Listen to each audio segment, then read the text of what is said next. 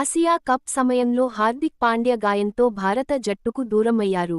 ఆ సమయంలో అతని స్థానం ఇతర ఆటగాళ్లకు ఇచ్చి, జట్టు వ్యూహాలను మార్చాల్సి వచ్చింది. గాయం బలంగా ఉండటంతో హార్దిక్ బ్యాటింగ్, బౌలింగ్ రెండింటినీ ప్రభావితం చేసింది. అభిమానులు అతని జట్టులోకి తిరిగి వచ్చే అవకాశం కోసం ఎదురుచూస్తున్నారు. ప్రస్తుతంలో ఆస్ట్రేలియాతో జరుగుతున్న సిరీస్లో కూడా హార్దిక్ తన విశ్రాంతిని కొనసాగిస్తున్నారు.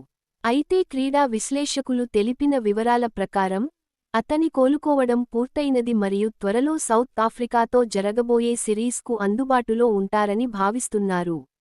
సౌత్ ఆఫ్రికా సిరీస్ మరియు రౌండ్ ఆఫ్. భారత్ సౌత్ ఆఫ్రికాతో సిరీస్లో 2 టెస్టులు, 3 వన్డేలు, 5 టీ20లతో క్రీడిస్తుంది. సిరీస్ నవంబర్ 14 నుంచి డిసెంబర్ 19 వరకు జరగనుంది. హార్దిక్ పాండ్యా ఈ సిరీస్లో పాల్గొనడం జట్టు కోసం ఒక పెద్ద ఆస్తి. అతని రిటర్న్ వల్ల బ్యాటింగ్, బౌలింగ్ సార్వత్రికతతో జట్టు వ్యూహాలు మరింత బలపడతాయి.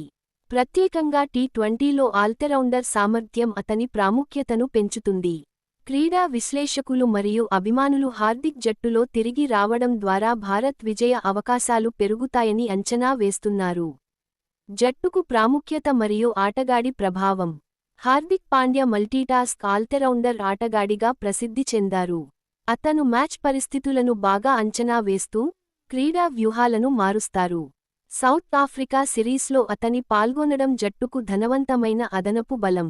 బ్యాటింగ్లో ప్రాధాన్యం, బౌలింగ్లో మద్దతు, ఫీల్డింగ్లో సత్తా వంటి అంశాల్లో అతని ప్రభావం అతి పెద్దదని కోచ్లు, విశ్లేషకులు పేర్కొన్నారు. అభిమానులు కూడా అతని రిటర్న్ కోసం ఆతృతగా ఎదురుచూస్తున్నారు. హార్దిక్ పాండ్యా గాయం ఎప్పుడు జరిగింది? ఆసియా కప్ సమయంలో గాయంతో జట్టుకు దూరమయ్యారు. అతను సౌత్ ఆఫ్రికా సిరీస్లో పాల్గొంటారా? అవును. నవంబర్ 14 నుంచి డిసెంబర్ 19 వరకు జరగబోయే సిరీస్లో అందుబాటులో ఉంటారు.